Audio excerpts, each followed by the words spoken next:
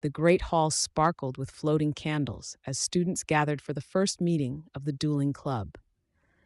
Professor Lockhart strutted onto the raised platform in resplendent robes of deep plum, followed by a visibly irritated Professor Snape, whose black cloak billowed behind him like a storm cloud. The air crackled with anticipation as Harry, Ron, and Hermione pushed their way through the crowd of eager students. What began as a demonstration quickly descended into chaos when Malfoy and Harry were paired for practice. The spell exchange illuminated the hall in brilliant flashes of green and gold, until Malfoy conjured something unexpected, a long black serpent that slithered menacingly across the platform. The crowd gasped and retreated, but Harry remained rooted to the spot. When he opened his mouth to speak, the sounds that emerged weren't words, but a series of soft hisses. The snake turned, seemingly understanding him, and the entire hall fell into a horrified silence. Justin Finch Fletchley's face had turned white as parchment, and even Ron and Hermione looked shaken. The whispers began immediately. Harry Potter, a parcel mouth, just like Salazar Slytherin himself. The castle grew colder as winter approached, but the chill in the corridors had less to do with the weather than the way other students now regarded Harry. They scattered like startled pigeons whenever he approached, whispered behind their hands, and took long detours to avoid crossing his path. The only ones who stood firmly by his side were Ron and Hermione, though even they couldn't hide their concern about his newfound ability. One evening, while returning from the library, Harry heard it again, that bone-chilling voice that no one else could hear, speaking of hunger and death. He pressed himself against the cold stone wall, heart pounding, as the voice seemed to move through the very stones of the castle. Following it, he rounded a corner and froze. There, hanging from a torch bracket, was nearly headless Nick, no longer pearly white, but black as smoke, floating motionless and horizontal. Below him lay Justin Finch Fletchley, rigid and cold, with an expression of shock frozen on his face. As Harry stood there, Professor McGonagall rounded the corner, and the look on her face told him that no explanation would be enough this time. The whispers had become shouts in his mind. Was he truly the heir of Slytherin? The great hall sparkled with enchanted icicles, and 12 towering Christmas trees lined the walls, each decorated with golden bubbles and glittering fairy lights. Harry, Ron, and Hermione huddled near the crackling fireplace in the Gryffindor common room, their faces illuminated by dancing flames as they discussed their plan. The polyjuice potion bubbled quietly in Moaning Myrtle's bathroom, almost ready for use. Through frosted windows, they watched as snow blanketed the castle grounds, creating an almost ethereal atmosphere that masked the darkness lurking within Hogwarts' walls. During a particularly frosty evening, Harry noticed nearly headless Nick floating through the corridor, looking unusually troubled. The ghost's warning about strange noises in the walls sent shivers down their spines. As Christmas Eve approached, the trio realized they had a perfect opportunity. With most students away for holidays, they could finally investigate the Slytherin common room without raising suspicion.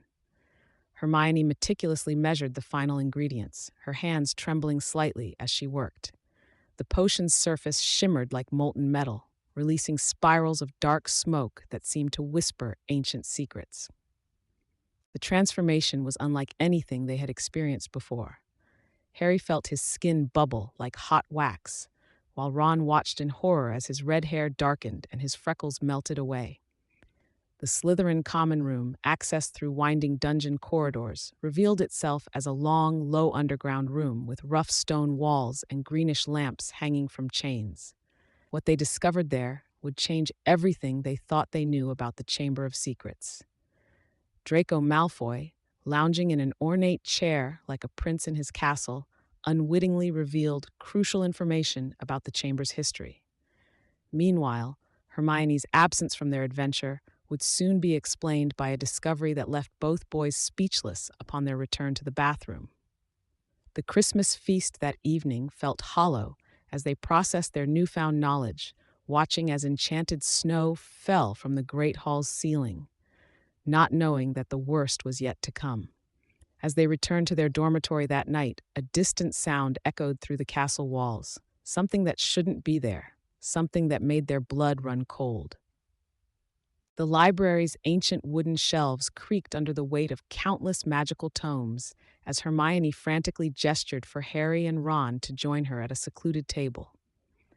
Her eyes sparkled with the familiar gleam of discovery as she smoothed out a crumpled piece of parchment. The warm candlelight danced across their faces while she explained her breakthrough about the basilisk, her voice barely above a whisper. The revelation sent chills down their spines. The pipes, the voices in the walls, the petrified victims, it all made perfect sense now. The trio's moment of triumph was cut short by an echoing announcement through the castle halls, ordering all students to their dormitories immediately.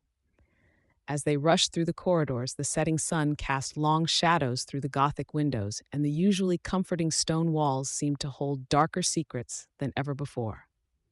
Their hearts nearly stopped when they overheard Professor McGonagall's grave voice around the corner, speaking of another attack.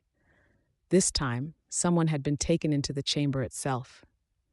Harry and Ron pressed themselves against the rough stone wall beside the staff room door, their hearts pounding beneath their robes. The teachers' voices drifted through the heavy oak, each word making the situation more dire. The revelation of Ginny's capture sent Ron sliding down the wall in silent despair, his freckled face pale as parchment. The final piece of the puzzle clicked when they heard about Lockhart's supposed preparation to enter the chamber.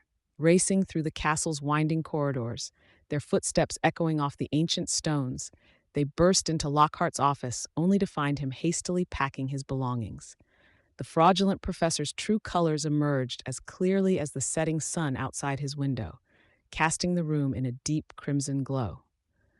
As Harry raised his wand, the golden frames of Lockhart's many portraits reflected the fading light, creating an almost theatrical backdrop to the confrontation that would lead them to the very entrance of Slytherin's infamous chamber. The castle stood silent as moonlight filtered through the ancient windows, casting eerie shadows across the second-floor corridor. Harry and Ron, accompanied by the reluctant Professor Lockhart, stood before the entrance to Moaning Myrtle's bathroom, their hearts pounding with anticipation. The knowledge of Ginny's disappearance weighed heavily upon them, making each second feel like an eternity. Inside, the ghostly figure of Myrtle floated near the sinks, her translucent form glowing softly in the dim light. As Harry approached the particular sink, his eyes fixed upon the tiny snake etched into the copper tap. The words came naturally now, the serpentine hiss echoing off the bathroom walls. With a grinding sound that seemed to shake the very foundations of Hogwarts, the sink began to move, descending into the floor to reveal a dark, gaping pipe that disappeared into the unknown depths below. The musty smell of age and decay wafted up from the opening, carrying with it the weight of centuries-old secrets. Professor Lockhart's attempted escape and subsequent disarming added a moment of grim satisfaction before the real descent began. One by one, they slid into the darkness, their journey into the Chamber of Secrets beginning with a plunge into the unknown. The landing was less than graceful, bones crunching beneath their feet as they found themselves in a vast tunnel. Their wands cast weak light against the curved walls, revealing centuries of slime and dampness that made the stone gleam with an otherworldly sheen. The tunnel stretched endlessly before them, every shadow potentially concealing unspeakable dangers. Their progress was marked by the sound of their footsteps echoing off the ancient walls, each step bringing them closer to whatever awaited them in the chamber proper. The discovery of the massive snakeskin, gleaming eerily in their wandlight, brought their worst fears into sharp focus. Its size alone spoke of a beast beyond their imagining. Lockhart's final desperate attempt at escape led to a cave-in that separated Harry from Ron, leaving him to face what lay ahead alone. The young wizard pressed forward, his determination to save Ginny outweighing his fear. The tunnel seemed to pulse with ancient magic, each step bringing him closer to a confrontation that would test every ounce of his courage. As he approached a solid wall carved with two entwined serpents, their emerald eyes gleaming with an almost lifelike malevolence, Harry knew he was about to face something that would change him forever. With another whispered command in Parseltongue, the serpents parted, and the wall cracked open, revealing the Chamber of Secrets in all its terrible grandeur. The chamber's ancient stone walls glistened with moisture as Harry stood face to face with Tom Riddle, whose form was becoming more solid with each passing moment. Ginny lay motionless on the cold floor, her vibrant red hair spread out like a fan against the dark stone. The truth about the diary, the basilisk, and the mysterious attacks finally unraveled in a chilling revelation. Tom's charming smile twisted into something sinister as he explained how he had been draining Ginny's life force, growing stronger while she grew weaker. The massive chamber echoed with his cold laughter as he revealed his true identity, using Ginny's wand to spell out his full name in shimmering letters that rearranged themselves in the air. Harry's heart raced as he realized he was standing before the younger version of Lord Voldemort himself.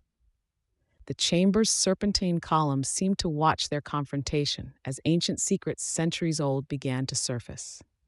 In the moment of deepest despair, when all seemed lost, a burst of crimson flame erupted above. Fawkes, magnificent and radiant, soared into the chamber carrying the Sorting Hat. Tom's mocking laughter echoed as Harry grabbed the hat, but his mockery turned to shock when a gleaming silver sword materialized, its ruby-encrusted hilt glinting in the chamber's eerie light. The battle that ensued was chaos incarnate. The basilisk, enormous and terrifying, lunging at Harry, while Fawkes attacked its deadly eyes. The chamber filled with the Phoenix's battle song, giving Harry courage as he faced the King of Serpents. With one final desperate lunge, Harry drove the sword upward, but not before one of the basilisk's fangs sank deep into his arm. Victory and defeat intertwined as Harry, poisoned but determined, turned the basilisk's fang against the diary, causing Tom to dissolve in an explosion of light and ink. As Ginny stirred back to life, Fawkes's healing tears sealed Harry's wound, proving once again that at Hogwarts, help would always be given to those who asked for it.